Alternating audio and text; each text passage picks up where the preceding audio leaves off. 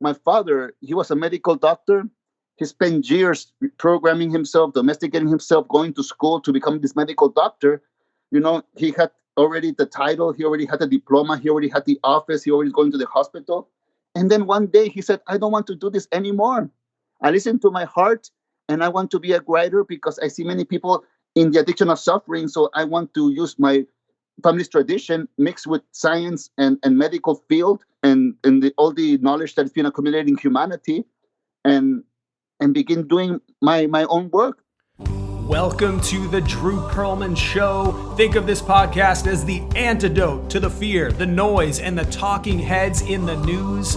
The show features an entertaining blend of ancient wisdom, empowering ideas, and cutting-edge, healthy living science to optimize your health and your life. All right, so let's dive in and get started. Today's guest is Don Jose Ruiz. Jose is a Toltec master of transformation and modern-day shaman. He is a direct descendant of the Toltecs of the Eagle Knight lineage, and he is the son of Don Miguel Ruiz. He is the author of The Fifth Agreement, Ripples of Wisdom, and My Good Friend the Rattlesnake. Along with his family, he teaches workshops and offers transformational journeys around the world. Welcome to the show, Jose. Oh, thank you so much, Brother Drew. I'm very happy to be back. Yeah. So Jose is the first guest we've invited back, just because his first interview was just mind blowing, and I felt given the times, the turbulent times we're living in, we needed to have Jose back. So I am so pumped up that he's with us right now. Jose, with all of the fear, the anger, the division in the world right now, why do you think humans are so addicted to suffering? And what do you see is the antidote for this poison? Well, it's been up in our domestication. It's been passed on for generations and generations until some humans hit a wall and say that there's more than life to this. For some people, it's a heartbreak. For some people, it's losing their freedom and getting it back. For some people, there's many things about that we wake up to know that the value of this world is life itself. So when we come up to this awakening, we understand one of my father's stories completely, like to explain it. It's like when you wake up in a room where everybody's completely drunk and you're the sober person. And they're drunk not with substance, but with ideas, stories that anger or trigger their emotions that they don't want to see, that they can continue participating because it's painful to see. It's painful to admit, but when you're ready to change your world, you don't care to be right or wrong. You just want to change it because you're appreciating it. And what's happening right now, it's a moment of change. And anytime there's a moment of change, a lot of the resistance begins happening. A lot of, anger begins flaring up. But at the end of the day, this is what wakes people up. Love that. And I also love, Jose, how you say that, we are the main character in the story of our life. And we can choose joy, gratitude, love, no matter what, or we can choose anger, fear, and suffering. Jose, would you say that every day we have that choice? Yes, because let's say every day we wake up, I make a little prayer that I share with my family that I share is, may light protect me from myself, because today I have another opportunity to unlearn, to get triggered and not take it personally or get triggered to feel the emotion. But it's a gift to wake up every day. So every day, no matter what kind of life we're living, if we've been using substance for a long time and today's the day we want to change it, it's not that we're gonna learn how to change it, and it's just about participating and allowing ourselves to be the change. So every day can be a new day to let an art go, to let an old way of life go, and to begin a new way of living and a new way of creating the art. Because like one of my favorite stories right now that I love listening to is my father and Doña Barbara Emrys. They write this book, The Actor. And in this book, they explain how when every time we're in pain, every time we take it personal, we return to that character of our victim that we think we are. If it's a teenager, a kid, or a young adult, we return to something that we're not anymore. And that's what creates the cycle. So I imagine, if we wake up every morning, and in this morning especially in life, give us a script and we take the script, and it's the script that we don't want to do anymore. We can change that script. So every day is a new opportunity to, to do what we're meant to do, and what we're meant to do is to follow our heart and enjoy this life. Love that. One of my, I just want to read something to you, Jose. One of my favorite poets, Derek Walcott, he once wrote that you will love again the stranger who was yourself. And I know a big theme in your work is just loving the self and serving the love of our lives. For anybody who maybe has fallen out of love with themselves, how do you think how can they come back to it? Is to love their body, because the body has a trauma that's triggered by memories. So we have to be strong in our way of thinking to get over the nervous system, to get over the anxieties, to get over the uncomfortable part that that our body has the fear, but it's returning home. It's like, let's say we go to the dog shelter and we want to rescue a puppy, and we pick this puppy, that's been abused, that's been traumatized. So we pick this puppy, and little by little, we train it to trust it. We give it love, and it bites us, and it does. But at the end of the day, just your imagination, like I use my imagination, that this puppy that we get from the shelter is our own body. It's our own puppy. We're beginning to relearn as we unlearn, to trust in ourselves again, and to not, repress ourselves, to not take for granted that we are the love of our life, and to not only by words, but by the actions. And it's about forgiving ourselves for things that we have done that did. We cannot change that. But what we can change is what we're doing today and what we will do tomorrow. And what we're doing today is getting that puppy from the shelter, that is our physical body, to learn it to trust in ourselves and to not reject it. Because many people reject their own bodies, reject their own minds, reject themselves. But, like Father says, if you don't like a group of people, you can just walk away from them. But if you don't like yourself, you can never walk away. And in the moment that you hit that self-realization, that this work is an inner work, that is when we begin waking up. And like I love to say, when we wake up, we cannot go back to sleep. So it's return to trust ourselves that we can overcome any challenges that life will give to us. Nice. That's great. Jose, nature is such a huge part of this. And I've heard you talk about just the power of nature and just how we need to respect all of life, the plants, the animals, the little spider, the ant, from the largest to the tiniest. Why do you think humanity has become so disconnected from nature and Mother Earth? It's because that's the way we have we have been domesticated with. We've been domesticated with anger, with fearful, with hate, with no trust. It's like going to school when I was little and somebody saying, "Hey, don't trust these people, don't trust these characters, don't trust." And we don't know these people, we don't know these characters, but right away we begin programming in our mind, blaming others, doing these things. And once we wake up that everything deserves life, that in every way of society, every culture, there's negative and positive, because at the end of the day, we're all our life. And when we begin waking up from that, it's like the elders' point of view in the tradition of the shamans. The shamans see everything as nature, and the nature, the jungle teaches them.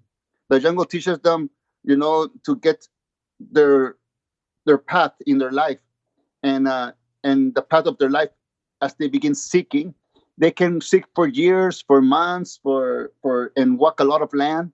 But at the end of the day, the seeking is not in the outside, it's in the within. And basically, more than seeking, it's admitting the feelings that we have. And we get taught in an early age to not feel our feelings, to suppress our feelings. And this is when the dream of machismo was born.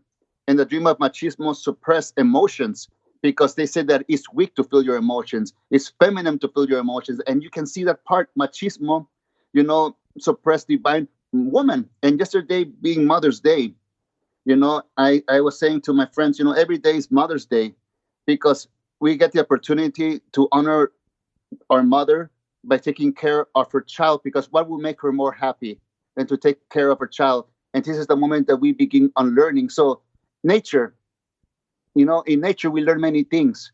And then we can say, this wasn't supposed to happen. This wasn't supposed to happen. Well, it was supposed to happen because that moment happened. We cannot change it, but it what made us today.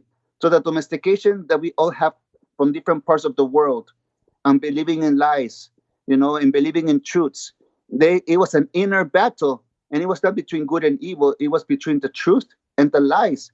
So the lies are the foundation of any kind of nightmare in hell. But when we go back into our own truth, we speak what we feel. We're not suppressing our emotions anymore. And we're not afraid to suppress our emotion, even though it feels painful or it feels nervous, and they feel the butterflies to speak our truth. Once we say our honesty, the lie will not survive there anymore. And, things are straight, like in a relationship. Like if one person is not happy and the other person is not happy as well, but they pretend to be happy, they begin sacrificing, they begin getting irritated and attacking themselves, but they're so attached to their way of hurting each other. But once one speaks that they're not happy, the other one will say, well, not happy either. And in that moment, they will go through all the unlearning to know how they use themselves, because in this way of living in the nature, we use other people to live a nightmare. We blame other people to support our nightmare. But when we take our power back of nature, because we're taking back our nature, we say we will not disrespect the nature outside because we're not disrespecting our nature inside. So if I don't use my own words against me, I will not use people against me either, because they have the right to be in their own level of awareness. Now we come back into the second agreement, is doing our best. And in doing our best, what helps doing our best is to be reliving the first agreement, that is impeccable with the word, because the word is the creating of stories. Now we can totally see that stories are created by words, and the stories become illusions, because the illusions have changed from the beginning of time. We believe in the Inquisition, we believe in the world was flat, but later in life we unlearn all this because it wasn't truth. So we are advancing as a civilization, but if there wasn't honesty, it would not be happening, because we would still be living a lies that create superstition, like science. They say they don't have a God, they're not religious, but their God is the truth. And in Christianity, they say, the truth will set you free. Free from what? From all the lies. So when we work in nature, what really matters is life. And that's why many people who had that experience all of a sudden become enlightened, is because life gave them a big slap in the face. And here we are now. Now we get to decide what we're going to make of the rest of our life, knowing that we live in the jungle still. Wow. It's interesting, Jose, that's been a theme that's come up in a lot of different episodes, is the idea that we're just not feeling, and we need to feel more. And, people are just, they're, it's so easy to get distracted in your phone or your, social media and all this. There's just so many distractions. How can people feel more? Because we know it's so important, but how can people, like, practically speaking, how do we feel more? The power of feeling is the power of listening, and not listening in the language that we got domesticated as humanity, in English, Spanish, French, German, Japanese, Chinese. No, it's about listening to our emotions. In every living being can speak this language, feeling our emotions. And this comes with kindness. This comes with tranquility. It even comes with anger, jealousy, and things. The body begins feeling. The thing with us humans is that we have so much personal importance that we give a story to every feeling. We label every feeling. We label every kind of living. We separate each other from other beings. But the interesting part is the body is communicating with us. So when we go in deep meditation, to calm our mind, to control our mind, what's the first thing that we do when we think about a heartbreak? The body becomes feeling uncomfortable. So the body is telling us that it's not happy. And sometimes we say, shut it up. We say, turn it off. Love will come later. You just wear a mask, fake it till you make it. But no, the body is telling you something. And the way that in Shaman tradition we learn to speak to nature is listening to our body, because our body is an extension of Mother Earth. We are the mind. We're the energy inside the mind that got domesticated in communication. But the one that holds us all the time is the human body that lives with two truths. life and death. And when we wake up knowing that we have so many years with the love of our life, who we're really married to is our own body, our own physical body. And that's why when we suppress ourselves, it's going to be easy to suppress another human, another partner, another husband, another wife, because we're doing it to ourselves. And this is the kind of message that we give. But the moment that we begin listening to ourselves, it's about common sense.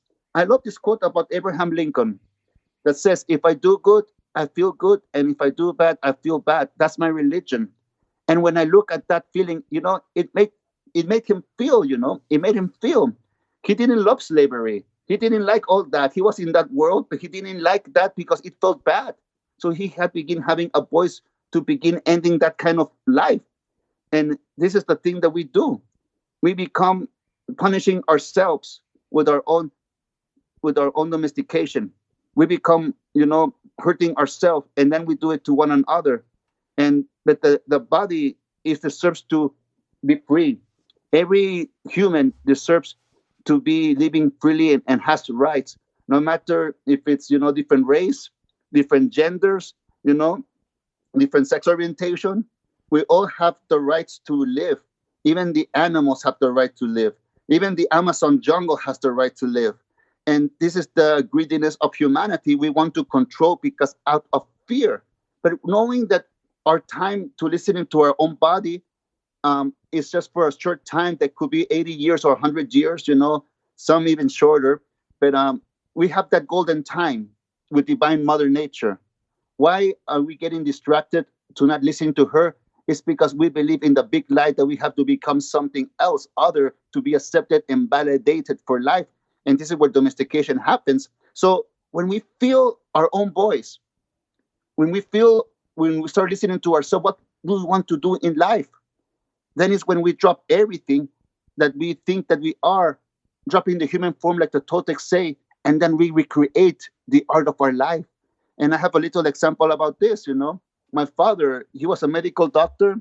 He spent years programming himself, domesticating himself, going to school to become this medical doctor. He had already the title, he already had the diploma, he already had the office, he already going to the hospital. And then one day he said, I don't want to do this anymore. I listen to my heart and I want to be a writer because I see many people in the addiction of suffering. So I want to use my family's tradition mixed with science and medical field and all the knowledge that's been accumulating humanity and begin doing my own work. And in this, the Four Agreements got born. He became teaching he learned English. He started taking action because he listened to his body, which was listening to his inspiration. And this is why Toltec in the Nahuatl work means artists of the spirit, because we listen to our body, to Mother Earth, to ourselves, to what's in our heart. What is the art that we want to share with Divine Mother as an offering of love? What is the kind of life we want to share with others? But especially, what is the gift that we're going to allow us to give to ourselves, to give to others? And that is the most beautiful thing of feeling. So imagine yesterday was Mother's Day. Imagine believing in oral lies. We're so grateful to Mother that we're going to live a nightmare. Look, Mother, I love you so much. Happy Mother's Day, as I'm living a drama. When we get awareness, we change it. Totally. Oh, that's amazing. Like the greatest gift you could give is just to love your life, joy and gratitude. I mean, that is like the ultimate gift you could give anybody, any mother, any parent, anyone. Yes, and the best thing of this awareness is that little ones are watching. They're watching us like we watched our elders. What are we going to give to the little ones? Are we going to give them the same nightmare? And this is what I talk about, the early questions about the way we're living right now. It's changing because now they can taste it. This generation that's coming up, they're seeing all this injustice. They're seeing it clearly. They're going to take it to a different level. And the only thing we need to do in our life, like as elders, is to, walk our path of authenticity and listen to the body and live our dreams so the little ones don't have to live the nightmare that we had to unlearn. Wow. Amazing. That's so great, Jose. So if someone was with you in your home or just hanging out with you, Jose, what are some of the rituals that you use on a regular basis to help keep you grounded and feeling more peaceful? Well, one thing is to have fun and give my human, Jose, give myself the opportunity to love to do what he loves to do. In the morning, I take my puppies out. They need to go out because that's their routine. And I have a routine and I get my little coffee and I get creative. Me and my partner sit down and we begin being creative and come up with so many ideas. And then the beautiful thing is about doing those ideas. We plant seeds, and it's about enjoying life as we go out to do our errands and do our work. And this is the beautiful thing about creating. That's what I is my answer. It's creating, and sometimes I create music. Sometimes I create working in the house. Sometimes I create writing books. Sometimes I create making music. Everything that makes me not think in the negative. Especially, I was saying to my partner the other day, you know, the other day I had this temptation of, I was feeling uninspired. I was feeling a form of depression, and now I feel, like the addict in me, that I'm addicted to suffering and substance in my past, and those little things come up, and I say, when this happens, it's like going to a funeral. It's like someone died. And when someone you love passes away, that heaviness is like 30 days. The thing is to maintain occupied, to not give in. And, that little path, that little temptation comes and goes, because the first rule of the art of happiness is that we're not happy all the time. And when we are aware of that, we can enjoy our day better, because now we know how to handle ourselves when the bad moods come in, when the swing moods come in, when the irritation comes in. We know that it's going to go away. So in order to keep that away, we really have to do what we love to do. And sometimes in life we get stuck in doing some service that we don't basically enjoy. But when that happens, I know when I was working in something I didn't want to work, I needed the credits, the money to save. And I knew this was going to be for a little while, because I had dreams. I wasn't going to stay there forever. I had the motivation, so I used all my energy to save up so I can continue on doing what I love to do. And in time, I did it. But this was about believing in myself and overcoming any situation that came my way. So yes, to answer the question, not make it shorter, it's about creating. What I love is what's in my heart. Nice. Well, Jose, you've written all these amazing books, and you speak all over the place, all over the world. What's something maybe that people don't know about you that might surprise us? Oh, that my dream is to become a fashion designer. There we go. I didn't know that, Jose. Yes, I got into fashion. I've always loved fashion since I was a kid. I was into rock and roll, spirituality, the 70s, all that world, always fascinate me. And when I went to India many times, and my culture also, the Toltec, and I see the dresses, the ceremony things, and then I see the rock and roll. I really love things. And one day, like 2 years ago, I was in India with my friend Kara and another group, with my stepbrother and my sister Ramakrishna and Kayla. So my friend Kara, Kara, came and said to me, I love when you dress, because, you always do a little different things. And I said, I love fashion. I love to decorate, because make me feels good in the day. And then she said this quote that I really love. This is what I love about the Divine Mother. How is she going to dress today? How is she going to come up? She may appear as Guadalupe, as Kuan Yin, as Mother Mary, or as Madonna. You never know how she's going to appear today, but it's the beauty of, loving your human, adoring your human, and taking care. So I really love that. So cool. So cool. Yeah. Madonna, express yourself. You got to do it. Jose, if, I know music, last time we talked, music I know is a huge part of your life. So if you were on a deserted island and you could only bring like 2 or 3 songs with you that really rock your world, what would be those songs that you would need to take with you? Oh, that's a good question. There's so many.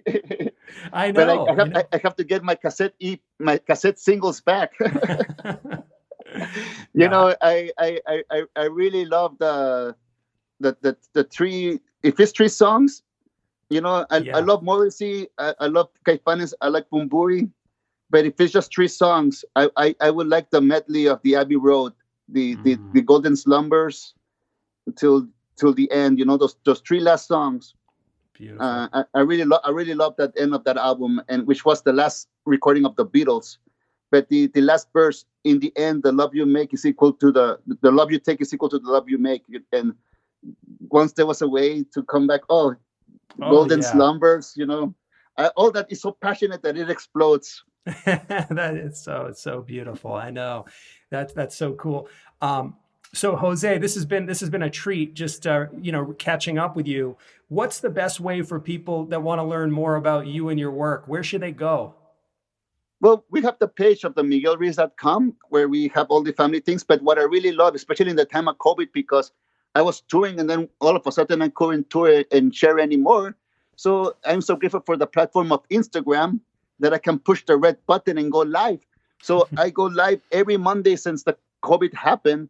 I have now a lot of weeks, but every Monday in the morning and around 6, 7, 8 in the morning, I go up and push a button and talk for 10 to 40 minutes.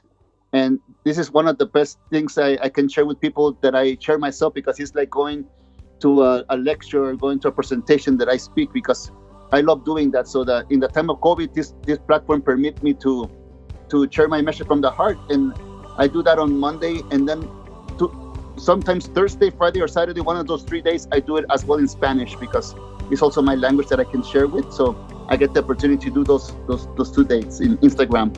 Beautiful. Jose, my friend, thank you so much for checking in with me. Oh, thank you so much for inviting me again, Drew. It's always an honor and a pleasure to speak with you, and I can't wait to do it again. We will, my friend, we will. Thank you for listening to the Drew Pearlman Show. I hope you enjoyed today's episode. In the words of Mark Twain, 20 years from now, you will be more disappointed by the things you didn't do than the things you did do. So throw off the bow lines, sail away from the safe harbor, and catch the trade winds in your sails. Explore, dream, discover, and stay well, everyone.